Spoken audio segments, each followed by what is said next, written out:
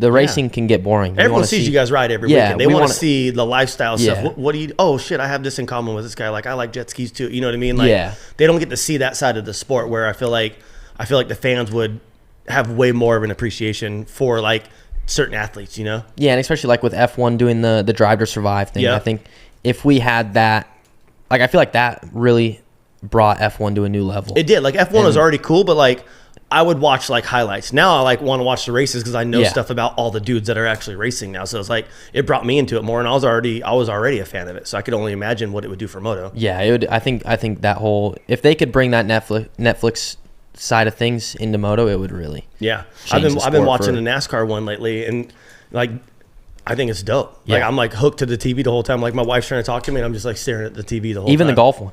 The golf one's sick too.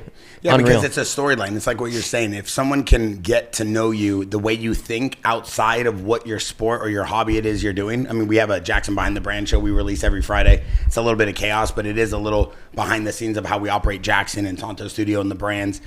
Most of the time when you're building storyline, Dana White did a phenomenal job at this with UFC. And it's like, if you can build someone outside of what they do, explaining to the audience like what they like, what they eat, what they do, how they train, how they perform, people's relationship to them is a lot more intact when they're watching them perform the actual sport. Yeah, and that's for like sure. why we see NBA falling apart right now is same thing. Like all these other sub sports have amazing behind the brand, amazing connection.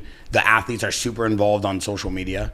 That's another thing too that I don't understand. Like in between motos and in between the night is so long, and the racing, it stops on Peacock for like 2 hours, and Peacock does a good job with, streaming, but that 2 hour break should be all behind the scenes storytelling, pre-recorded moments. Like so many misses. I mean, it's not you guys as riders are putting on a phenomenal event. So it's more of like the back end side, but I personally am falling in love with Supercross and motocross and like just the whole concept of this moto industry because of the Lawrence brothers and Twitch.